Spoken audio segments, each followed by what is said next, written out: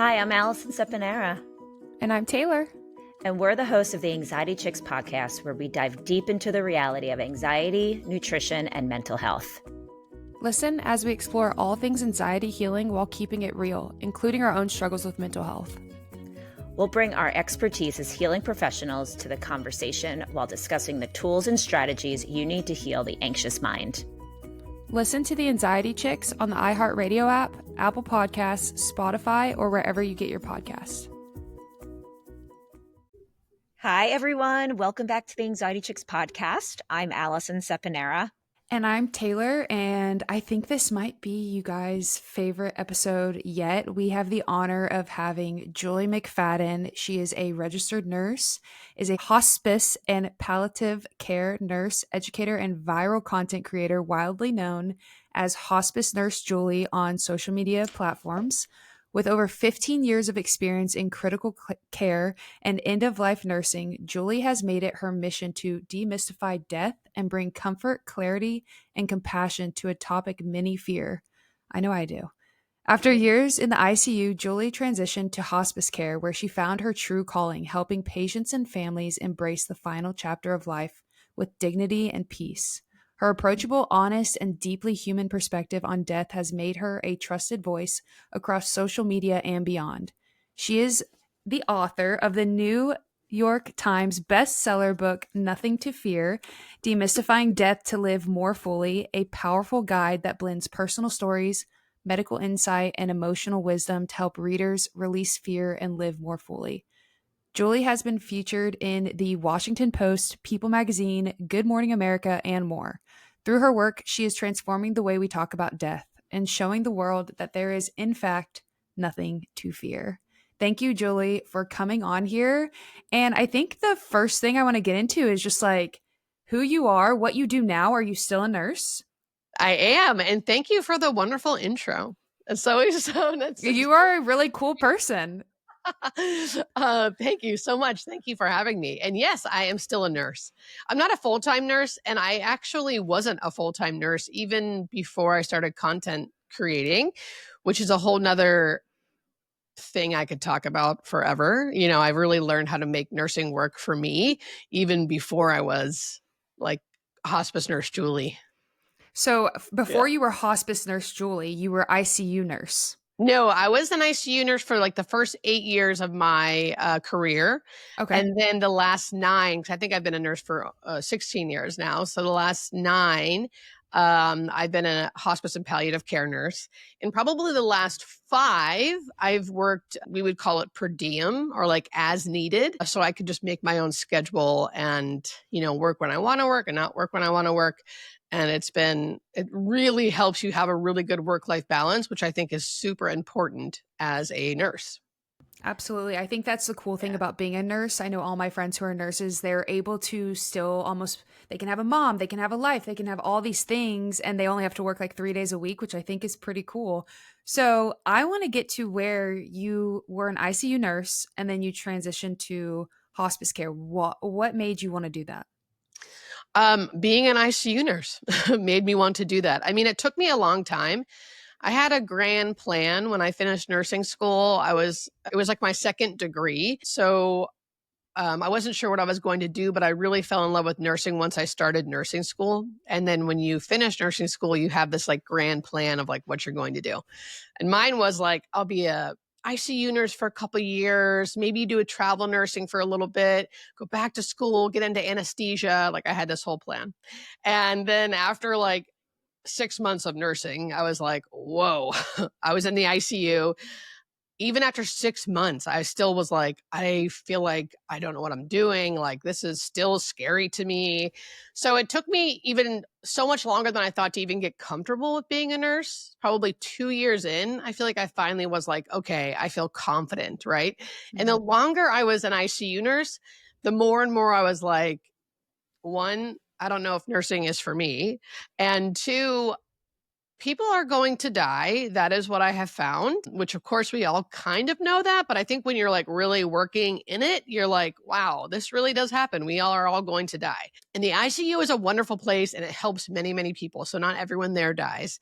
But I was an ICU nurse long enough to see that there was like a missing link in a place where we should really be educating about end of life and when is too much, right? How long are we going to keep someone alive? I say that in quotes because, like, are they really alive? Like, if we didn't have all these machines, like, they wouldn't be. And are they really going to get better? And we just were not talking about it. And I eventually was a nurse long enough that I was like, okay, we need to start talking about it. And if no one is, I guess I will.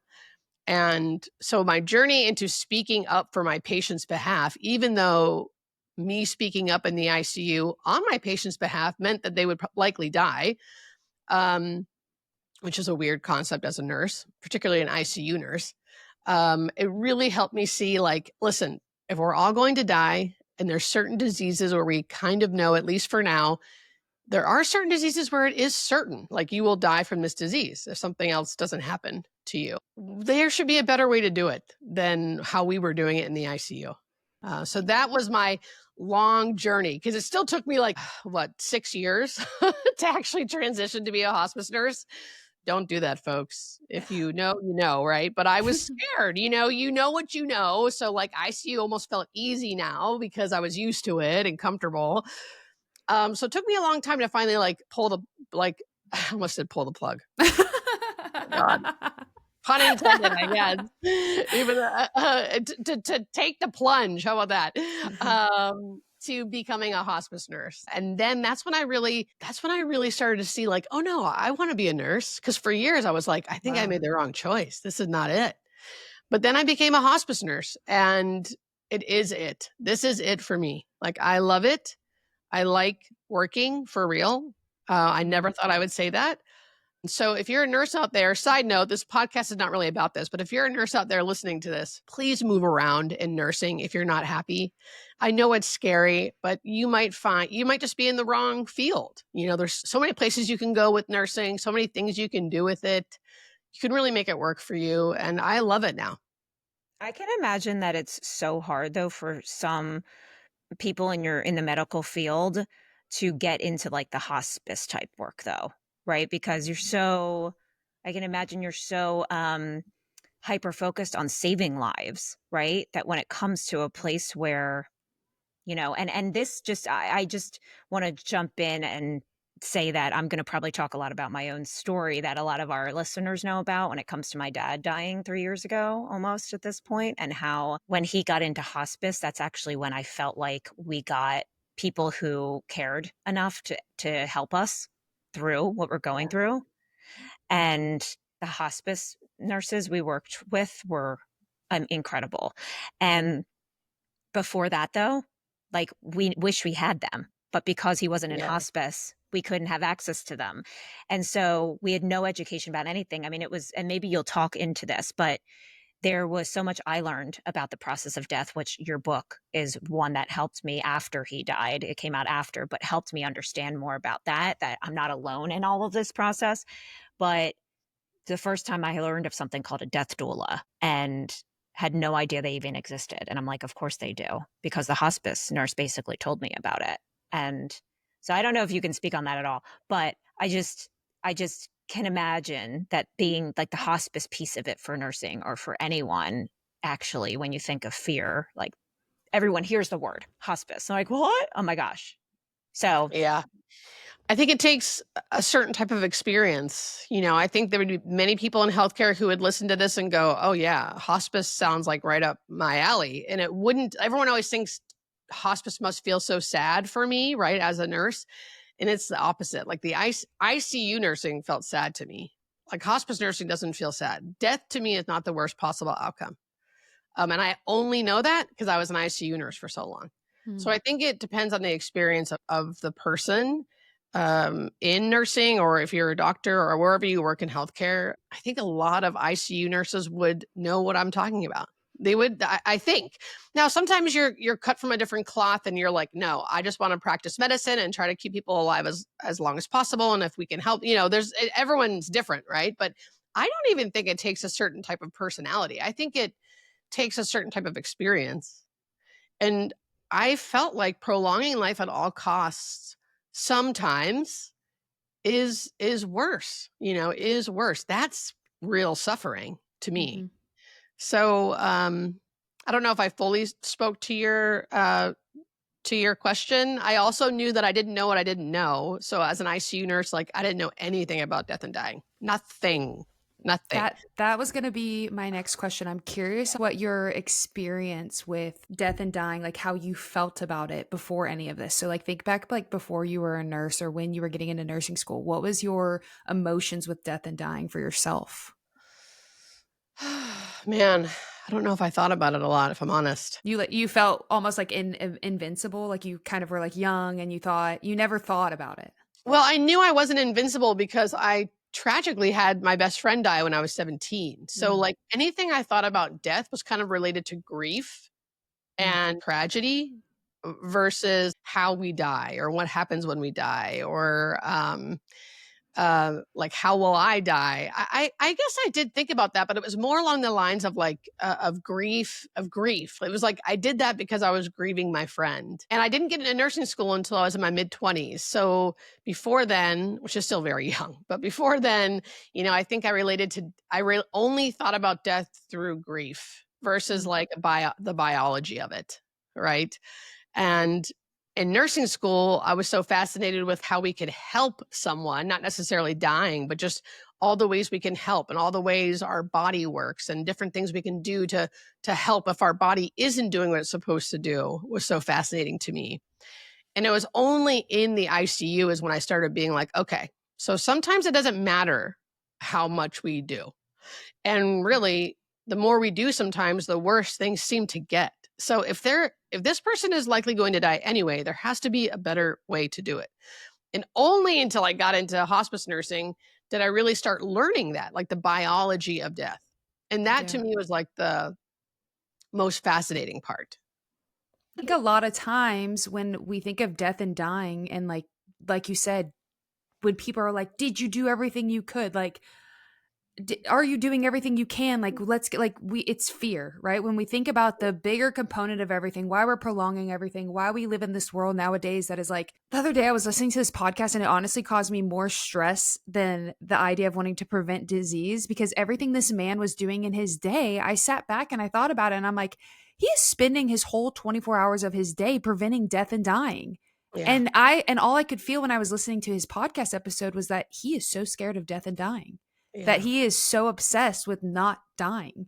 And I think we're in kind of a world of that, of this huge like prevention, which I'm all about prevention and health and wellness. But I think it also puts a big capital F letter on the word fear, that we live in this huge fear of death and dying. Me personally, I think it's a huge core reason I dealt with health anxiety. I felt like sick to my stomach when I would think about death and dying or anybody around me dying. And so like getting into your book, Nothing to Fear, that's a huge, powerful title. It's literally what caught my eye in Barnes and Noble. What inspired this book and who was this book exactly written for? I really believe it's written for anyone and everyone who's dying, which is everyone. And it's geared towards people who are kind of being really faced with it for one reason or another. I'm sure it would speak to you a little more if you were truly being faced with either your loved one dying soon or you've just been diagnosed with something that's life limiting. It'd be definitely very, very helpful for that population. But generally speaking, I truly believe that understanding our own mortality on a daily basis will really help us live better. And I do that personally every day to help me live better, to help me appreciate the little things. And I do have a little caveat in my book that says like it's not nothing to fear. Although I do truly believe that, but it's more like it's normal to fear. If you fear death, like of course, it's the great unknown. It feels sad, it feels scary. But the point is that we shouldn't not let's still talk about it even though it feels that way, because that's what I've seen help the most in all of my patients who are on hospice and their families, is that like saying the truth is helpful, even if the truth is I'm afraid. I 1000% agree with that. I mean, I you're probably thinking, well, of course she does. She's a therapist, right? Like, I mean, that's what I do with my career and my livelihood is Yeah. I want people to tell me the truth, right? So I can help them Yeah. process whatever they're feeling, which is probably another layer of why I love this book so much because nobody wants to talk about death. Nobody wants to talk about it. I mean, the people I see that struggle have severe illness, anxiety disorder, right? Or OCD related to different types of subtypes when it comes to their health. That root, like Taylor, you said that root, every time I get down to it, every single time with every person that I work with, it's because they're scared of dying. They are Yeah. scared of dying. And there's nothing more unknown about that, but not talking about it. And like, I love the chapter you have where it's in like the beginning of the book. Wait, the chapter is Death is Not a Dirty Word. Yeah. And I Yeah. don't know if you want to talk a little bit more on that chapter and why I think it's so important to recognize Well, that. there's a lot in that chapter, but the one thing I always like to drive home is like the fact that we're even afraid or we don't like to, not afraid. It actually turns us off a little bit or feels a little harsh if someone says, your mom's dying, or my mom died, or I'm dying, or there's been a death. Like people are like, oh, like it feels like you're being insensitive. It feels like you're being harsh. So people say, like, they're gone, they've passed away, they're in heaven now. And I don't want to say those things are bad. I do get it. I do get it. But my point of that chapter, among many other things, is that the reason why those words sound so harsh is because we never use them. So now all of a sudden, death is a dirty word. Death is like the sudden swear word you hear out of your teacher's mouth that you're not used to. You're like, whoa. And I am trying to change that. Me and other healthcare workers, of course, not just me, but that's one thing I want to try to change is like the reason it sounds so harsh and so hard is because we never say it. And we look at death as like the ultimate failure, the ultimate thing that like it can't happen, which we need to change that because it does happen and it will happen always. Oh, no, I'm sorry. Not we don't. I mean, who knows what's going to happen in the in the future, right? But like as of now, that's the truth. We can't deny it. And I think the more we try to deny it, at least for me, the harder its claws get into you. The harder that fear claw is in you when you try to deny. So I think normalizing that language so it doesn't sound so harsh can be one of the things we start doing. I just want to piggyback on that really quick for a second, because that's the one thing that I was taught. And when I was working with children at a bereavement center, I did an internship there and volunteered there for years. And during our training, that was the first thing we were taught was you don't say, oh, how did your mom pass away? Or, oh, it's like using that language. You want to say, okay, well, how did she die? And you Yeah. want to use those words, right? Really concrete. Yeah. Nurse Penny always talks about how when she was younger, I'm probably going to get the story wrong, but she's another hospice nurse that educates online. I think it was her grandpa. Like someone told her like grandpa went to sleep and never woke up. And like that was the way they explained his death. So she was like afraid to sleep because she was a little Mm. girl being like, oh my God, you go to sleep and you Wow. die, you know? Wow. And that Wow. was their way Wow. of like protecting her. But like her little brain was like, wait, what? And I think being concrete is such a powerful thing. Wow, I agree with that. I think sometimes we try and tiptoe around kids. I actually have a mom and she's so honest with her kids. And sometimes I see it as when she gets angry, she goes, hey, like mommy's going through the like anxiety and, she struggles with that sometimes rather than saying all these words that make kids, they're seeing what's happening. Like they're Yeah, not dumb. They see things, but we try and like camouflage everything and it leaves kids with a lot of questions like that and fears. It develops fears. Like you said, I can totally see how a kid is like, I'm scared to sleep because, grandpa just closed his eyes and he went to like he never woke up again. right, And you don't even know how that plays in your brain in like 10 years from there. right. Wow, that's powerful. But the way you describe death in the book and dying, you describe it in such a calm, beautiful way. And I think a lot of people see it as a very scary, I just don't know what happens. Like you did what you're just here and then you're not here. And then and they think of that moment, the moment that it actually shuts off, the moment you Mhm. actually are just gone. What makes you describe it in such a calm way? Because what you've seen. Yeah, I think what I found and why I wanted to speak to it is because I have seen it so often, right? I've seen the natural dying process, meaning someone's dying from something, but they've gotten to a place where, like, whoever, probably a doctor, has told them, listen, there's nothing more we can do. This is likely what you'll die from, right? So they go on to hospice. And I would call them dying a natural death, even though it's from a disease. And when your body does that, gradually knows how to do it, and it'll gradually help the body shut down. And I was around it so much, right? I was this hospice nurse who was seeing it day in, day out, day in and day out. I know what it looks like when someone's actively dying. I know that the way they look isn't wrong because I'm around it all the time. And you take that for granted. I forget that not everyone sees that all the time. Plus, it's their loved one, right? It's their Mhm. mother they're watching. So it's even more scary, or obviously more difficult. It's their loved one dying.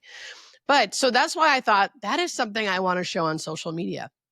Because I Googled one day real life actively dying. And on Google, which is like the general search engine for the world, seems like, had nothing. Literally, there Mm. wasn't anything online to show this because it's too, quote unquote, graphic, which is, I will die on this hill. It's not. It's the most natural thing that can happen, just like childbirth. I mean, it's natural. This is going to happen for everybody. So they're not suffering, right? It's not like we're watching someone be hit by a car and it's graphic because they're suffering. This is a natural process. So I reached out to my followers. I made a video and I said, hey, if any of you guys are comfortable with this, I don't know what this is going to take legally or whatever, but like, if you want to show me and send me your videos of your loved ones actively dying, let me know. And people did. People sent me tons of videos, and I worked with a lawyer to like get it legal and having them sign off things and say it's okay and yada, yada, yada. I tried to be as sensitive as possible because it is a sensitive topic. And I started making these real life actively dying videos to show people what it would look like. And in the book, I'm describing all the things you're going to see. And I think it's really important to see it. I think it's really important to see it so you know what's going on. So you don't spend those last moments that are so sacred to me feeling scared and feeling like my mom is suffering. This is torturing. I have to watch her suffer, right? And although it's still hard and sad, you know that they're not suffering. So the whole point of me trying to describe it very detailed in the book and then even show it on my videos is to help people just learn. I feel like education for me helps me relax a bit. Because I want to live in the black and white. I want to know what the heck is happening. I want to know that stuff, and it helps me. It would help me be prepared in those moments. So I just think it's so important that we understand what's going on so we don't miss the moment. We I don't miss those moments. I think a lot of time with the word fear and things that we're scared of, we're more scared before they happen. We have this huge fear of things, but then when we actually face something that is actually happening to us, we have this strength within that we don't realize we have. So when you would see these people and they got told they were going to hospice or that, that there was nothing that can be done, I'm curious if when it finally was that moment for someone where they're like, okay, I'm gonna die. What was the common emotion you saw? Like, was it a heavy sense of fear or was it almost like they had peace, a peace you couldn't explain? So, to be fair, I am usually seeing them after they get that news, right? Okay. So, like, someone's already said this, and sometimes someone already hasn't.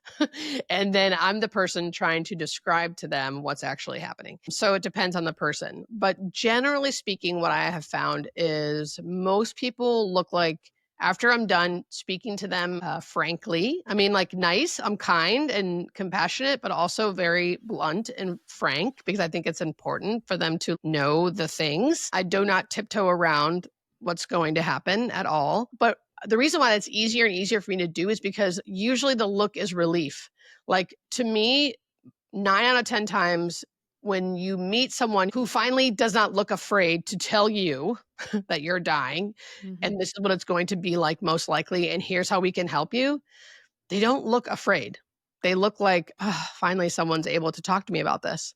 And then I can openly talk about, well, what's it going to be like to die? How long do you think I have? What can I expect? How are you going to help me? Like 9 times out of 10, that's what happens.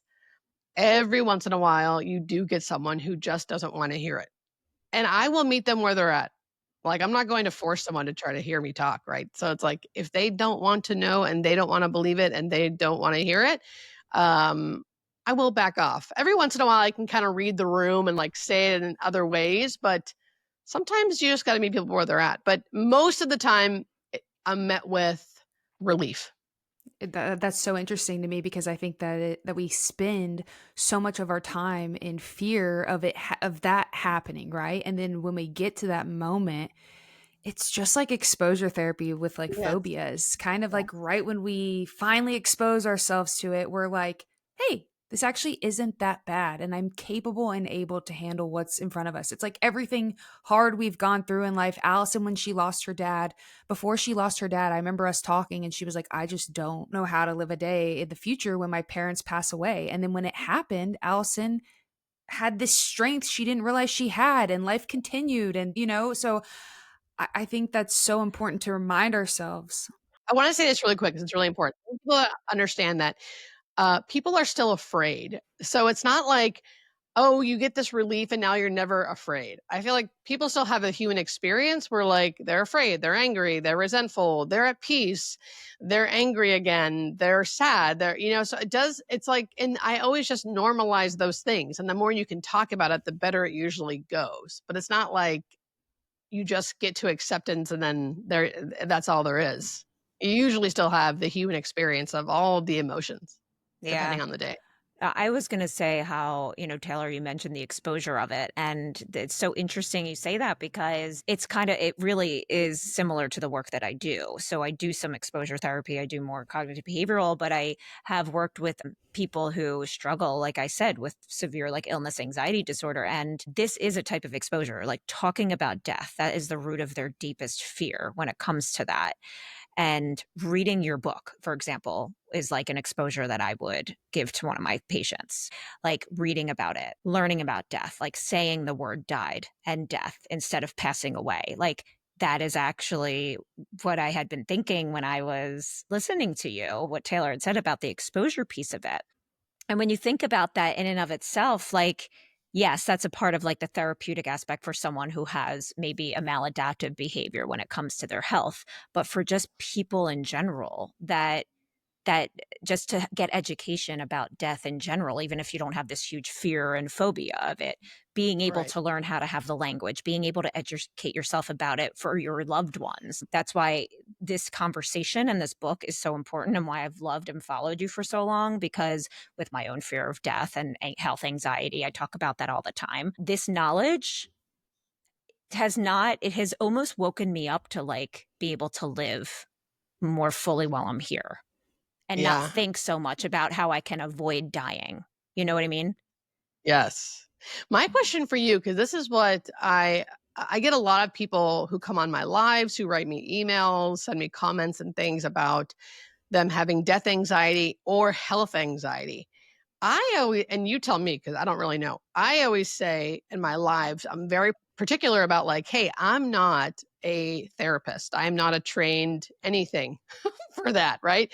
I have heard people say that like learning about it has helped decrease their fear around things. But I think I always say, but if you have like true death anxiety where it like affects your everyday life or true health anxiety where it affects your everyday life, please see someone, right? Because I almost feel like my videos could maybe make it worse if you weren't paired with like a person who's trained in how to help this. What do you think?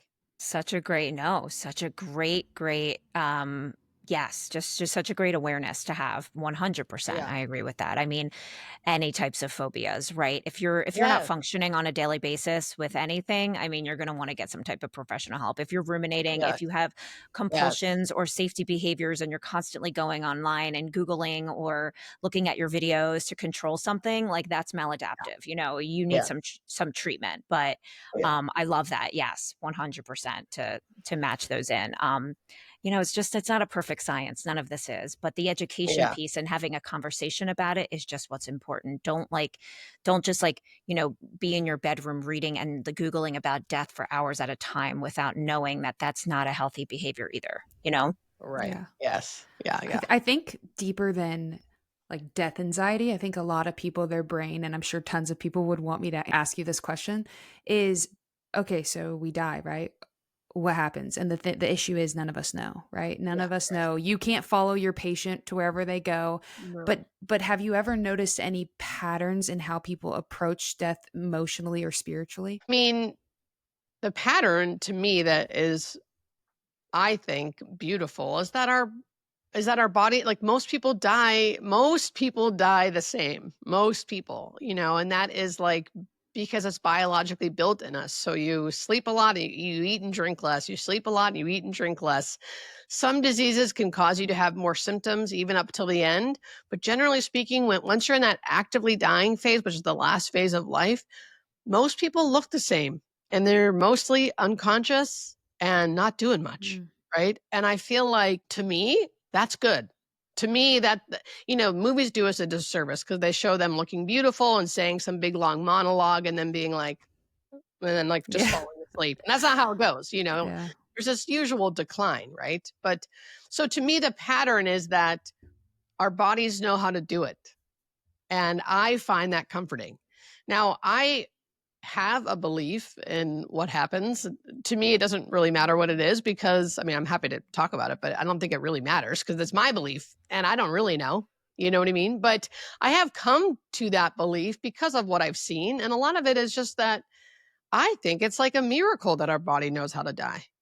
As weird as Mhm. that sounds, I don't think it's a miracle that we always live. I think it's a miracle that like our bodies are built to know how to give birth, survive birth for the most part, learn and grow and adapt until our body dies. I think that alone is like, wow, how magical is that? That's wild. I find Yeah. comfort in that.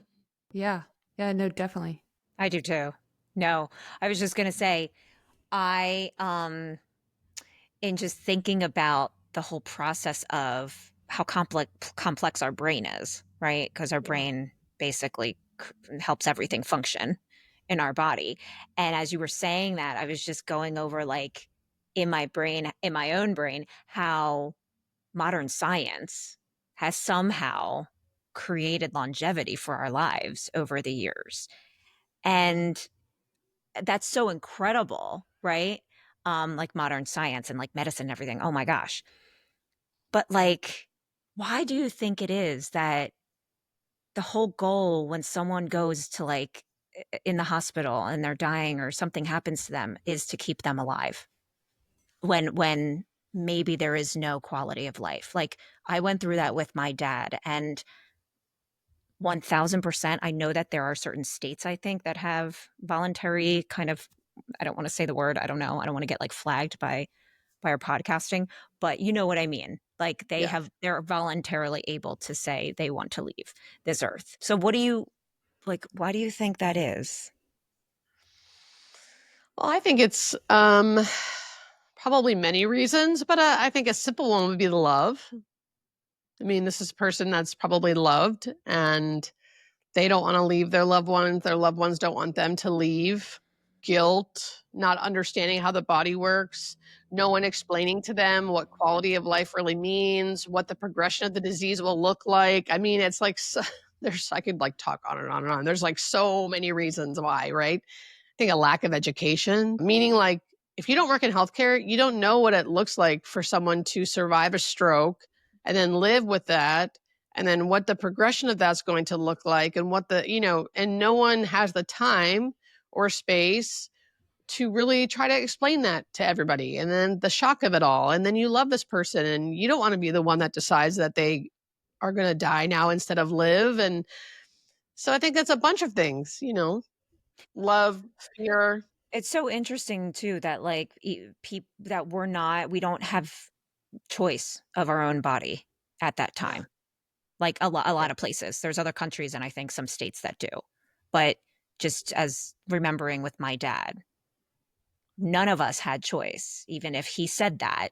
And it's like, I did whatever. It's so complicated. And I don't know. You mean, you want to go into it or no? Like, can you explain to Sure. me what you mean by that? Like, what do you mean you didn't have choice? I'm actually curious. We didn't have, I mean, he was in an assisted living facility and probably should have been in like a skilled nursing or something. He could not stand on his own by the end, but he cognitively was okay. He had fallen and he was a big guy. He broke a lot of I his, see.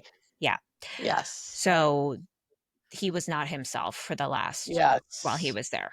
There was no quality of life there. So he was And cognitively there, but had fallen and now has like no quality of life. And he's kind of like, I'm over this. was literally on a million different medications because he was kind of like out of control. He also had aphasia, so he had a little bit of Oh, dementia so hard. and Yeah. yeah, and just a lot and not even just for us. We were there all the time, but there was nothing. There was like we're Yeah. convinced that when it happened, he was just ready. And it Yep. was what happened Yep. because did not want to be like that ever in this Yep. place. So it just until you really go through that, even with your family, like I said, I contacted lawyers because of don't even get me started about the assisted living places and the people that we experienced there Oh that were God. I know. horrible, horrific. And I contact Horrific. I mean, like, I feel like I could like, everything I was reading from your book I was like, "Oh, learned this last year. Oh, yeah, learned what that meant." Like, just all of the stuff that I literally had to teach myself throughout this whole thing. And it's Yeah. just that it just makes me so grateful that we can even have you on here and have you and now that you're talking so openly about all this stuff, I send it to so many people I know, and we're just getting started with this conversation, though. Like, just Yeah. getting started, you know? Yeah, I mean that is a huge, and I hope it's okay. I don't want to feel insensitive talking about like your situation with your dad, but Not like at all. using that as an example would be like, because I don't want to feel like you've done something wrong. You didn't do anything wrong, and neither did he. But that's a great example of like the healthcare system we're working with, right? We have to work within this healthcare system that doesn't help or provide like any for the most part. There's wonderful things that it does, right? But there's also very big missing links onto how to help elderly people. What does it mean when like, okay, he's cognitively there for the most part, but he's on a bunch of meds and now his quality of life is poor. There's nothing more we can really do. He doesn't really qualify for certain programs. Like, how do we get help here? What are we doing? And I think people need to know that if you're willing to, you can literally write out exactly what you would want in black and white. Like it can be as detailed, and I think it should be as detailed as possible. Where like you say, if your dad would have said, 10 years prior, when he was really cognitively there, he could have, or anyone could have written, if this happens where I have no quality of life, I do not want anything done for me as far as feeding tubes. Basically, you have the right to declare that you like are going to stop eating and drinking, and you're allowed to go on to hospice. They can help you. It's called VSED. They can help you die that way by you voluntarily stopping eating and drinking. Now, I'm not saying your dad would have wanted that, but like there's things like that where you can really write in detail. Where if someone like he was aphasic, right, and like couldn't speak or sometimes couldn't say what he wanted, you would have had in writing there. He said if he ever was like this, we are not to do X, Y, and Z. And of course, you'd have to be on a hospice company so they can make him comfortable because it could be uncomfortable. There's a bunch of moving parts, but the more people plan this, the more options they will have if something were to happen. But no one knows that. What? Okay. This is why I love this right now. I love Yeah. this that you're telling us this. So say I wanted to go do that like next week, I'm going to Yeah. write up this letter of what I want. Yeah. Then what? Do I give that to my family and say here or do I sign it? Do I bring it to a notary? Yeah, you have to go a lawyer and or a notary to make it like legally official, Mhm. right? And then your family You have to give it to someone. You have to make someone a DPOA, like the person who will carry this out on your behalf. So it has to be someone that you know will do it, right? Because they can literally just go, I can't do this, and just not do it. So you have to know someone who is willing and able and will and promises you that they will follow through with this. And even then, unfortunately, you guys, everyone listening, even then, you might get pushback from the assisted living, from the skilled nursing. You might get people to say, you can't do this. I've never heard of this. And it's just because people are not educated about it, because it's so niche, it's so specific. But because this is like all I do for my life, I know that this is able. You need to find people who know what's going on, right? So the more legal you make it, meaning you get notarized, you get lawyers involved, the better. But still know that you might run into people saying, you can't do this. I never heard of this. But it's legally, you can do VSED in any state legally. Okay, so Yep. tell me this. Say that's all good and I'm in the assisted living now and I have all those legal things, whatever. But who do you suggest? What type of like paraprofessional or professional? How would I know who to trust in those environments? I feel like at some point I did not know who to trust. I knew Yeah. because I think I'm a good judge of character because of who I am and the type of work I do. So basically that's how I Right. realized that the one hospice nurse was the only person that that actually treated me like a human and my dad like a human, right? But other than Right. that, it's like, is there any way to get the help that you know you need from who? Gosh, it really depends, So right? sad. You just run into like good people and not good people, and people who know their stuff and people who don't know their stuff, you know? Like I would say like a DON, like director of nursing at a facility, right? Technically probably knows a lot about all the regulations of that nursing home. Okay. So like if you're talking about regulations of the nursing home, they would likely know versus not me, right? I would not know. So it depends on what you're talking. It depends on what you're asking them. So I would trust that if they say like our nursing facility can't do this, this goes against regulation, right? They that could be accurate. However, I would probably work with, and this is where it's like people don't want to have to go through all of this craziness, which I understand, but you would have to probably work with a lawyer who really specializes in healthcare and different decision making, or patient advocate. Again, all of this costs money, it's expensive, who has it? That's why this is all ridiculous. But I would like Google like patient advocate, blah, blah, blah, because they would be experienced in that. So they could say, actually, I know the regulations of this nursing facility, not this, but generally speaking, and you are allowed to have this here. So it just depends on who you're speaking with. It's so hard. And really what I would do is push anybody to be an advocate, right? Just keep pushing.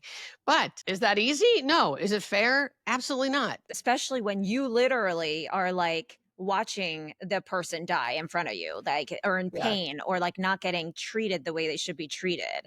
And there's no humanity there.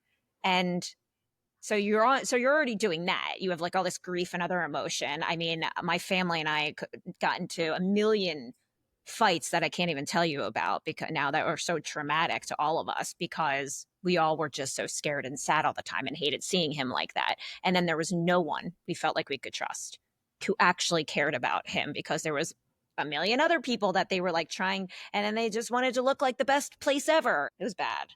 I wish I had this book while I was going through it, to be honest. But Yeah. now this is why other people can, yeah. I mean, there's no easy answer either. I could really go on and on. Talking about skilled nursing facilities, I mean, it's a business, which is horrific. That like healthcare is a business, that skilled nursing facilities are businesses, that people who own them and run them are not people who care. They're people who want money. They're people, and that is the truth.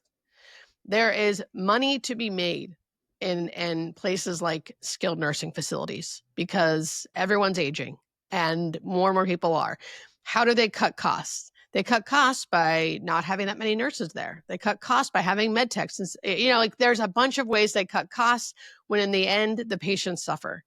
And that's a whole nother thing I could get into. Yeah, sorry, we went off on a tangent there Yeah, because I you mean, can yeah, obviously hear my passion of my father. It's the grief coming out again, and it was just I don't even like to remember that time, but anyway, we digress. because I was like, can you tell me more about that? So at the end of the day, prepare, prepare.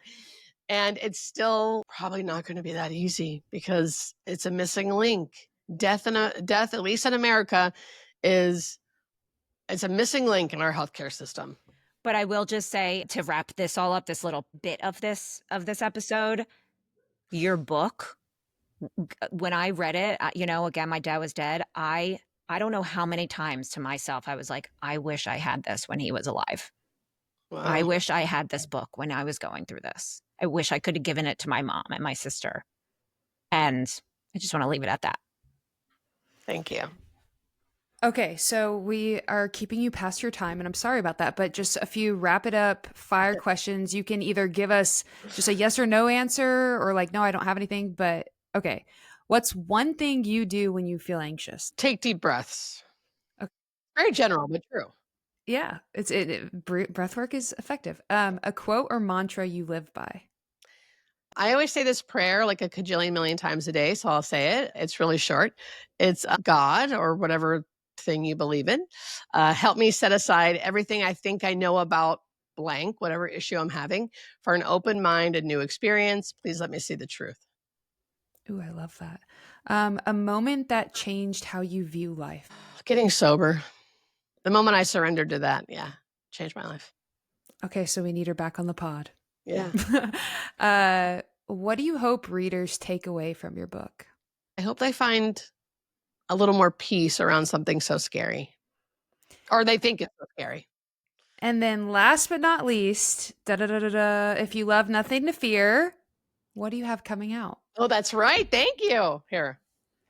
The Nothing to Fear journal. Yeah, I call it a journal. It's like journal/workbook. This is like my real baby because I was telling the girls, I love journaling. So the fact that I could do kind of like a sister journal to the book really makes me so excited. I'm going to need that because I love this book. And guys, like I said, she didn't send me this. I didn't know who Julie was. I was literally in Barnes and Noble. I was having a really hard week and I wanted to just like get a few books to like help my mindset. I really needed just like a shift in things. And I picked up her book randomly on the shelf, but I'm very excited to do the workbook along with this because I think everybody should read this book. I think it's just, like you said, we go to school, we do all these things, we learn nothing about death and dying. And it's a topic I think parents even avoid with kids because it's so, some people even like have those superstitions, like when they like go make their will or like go talk about death and dying that like your cause, you know what I mean? Like my parents give me such a headache. Some stuff they like don't want to go get done because they're like, that's morbid. And I'm like, no, it's life. Yeah, So my parents too. And this is my life is dedicated to this. I'm like, you guys, you're my parents. You have to do this. I would say I always end the episode with sort of like a healing tip of the week, right? And I want to say that, and I think you'd agree with me, Julie and Taylor, that if there's one thing that you start to work on when it comes to our conversation now is to join in on the conversation or like start educating yourself and keeping the conversation going around death and dying and knowing that it's going to feel uncomfortable, but head to my page on ways to how to sit with being uncomfortable, right? And sitting with discomfort, but learning how to somehow keep this conversation going. Perfect. I love that. And thank you guys for listening. If you want to follow Julie on social media, I'm assuming all your social media handles are at Hospice Nurse Julie. That's all right. Of them? Okay. Yep. And then your website is hospicenursejulie.com. Yep. Okay. Nice and easy. Very easy. We will have everything in the show notes, guys. So if you have any more questions, want to learn any more about Julie or anything she shares, go there and then get the journal when it comes out. And thank you so much for coming on. Thank you, guys. This has been great. Thank you so much. Bye. Bye, guys. Thanks so much for hanging out with us today. We hope this episode reminded you that you're not alone and healing is always possible. If something we shared helped you, the best way to support the show is to leave a review or share this episode with a friend who needs it. And make sure you're following us on Instagram at The Anxiety Chicks for more support between episodes. We're just two chicks on our own healing journeys, cheering you on every step of the way. Until next time, take a deep breath. You've got this.